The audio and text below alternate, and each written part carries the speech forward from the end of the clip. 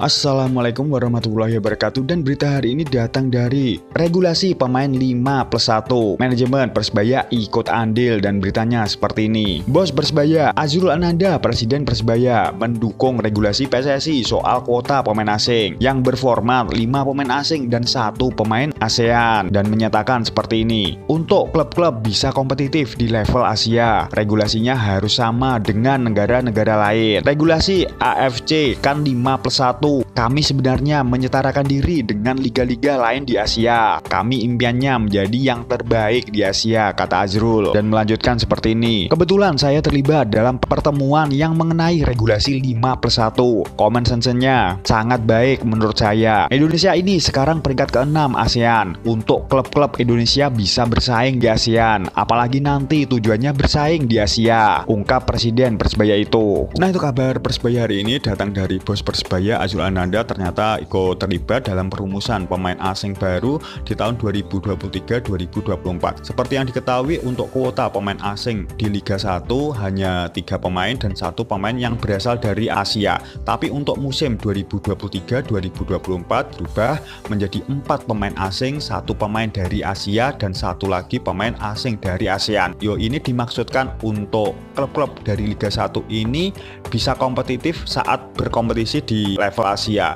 Besar harapannya para pemain asli bisa kompetitif dan meningkatkan kemampuan dan kapasitas mereka, lebih dipercaya lah bahwa mereka juga mampu saat bersaing di Liga 1 ataupun di level Asia. Lah, mungkin sampean seperti apa? Sampean juga pasti punya penilaian tersendiri yang terbaik bagi kanggo Persebaya untuk kedepannya. Dan berita selanjutnya datang dari inilah alasan Kota Haji yakin juara di musim 2023-2024. Dan berikut beritanya: formasi baru Persebaya telah selesai disusun. Dengan formasi baru ini, Aji Santoso yakin target Persebaya di kompetisi musim 2023-2024 dapat tercapai. Meskipun cukup berat, dikatakan Aji, ia memiliki keyakinan apa yang dibuatnya dari nol di awal musim ini bisa tercapai sesuai dengan target yang diberikan oleh manajemen terhadap Persebaya. Meskipun berat, saya punya keyakinan insya Allah bisa tercapai, ungkapnya. Meskipun Persebaya dihuni para pemain baru, buktinya di musim lalu tim asuhannya bisa bertahan di barisan nomor 6 klasemen, dan menurutnya posisi 6 termasuk papan atas Liga 1. Dan melanjutkan seperti ini: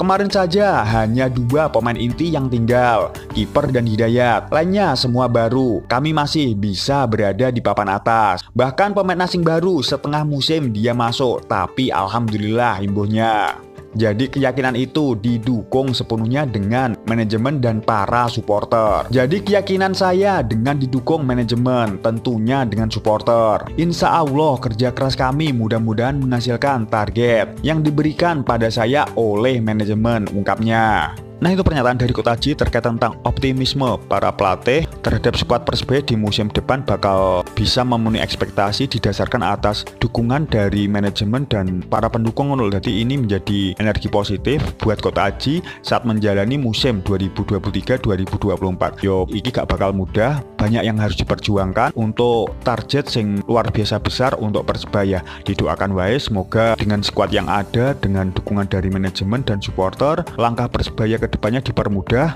untuk menggapai titel juara di musim 2023-2024. Nah, mungkin sampean seperti apa? Sampean juga pasti punya penilaian tersendiri yang terbaik bagi kanggo Persebaya untuk kedepannya. Dan salam satu nyali.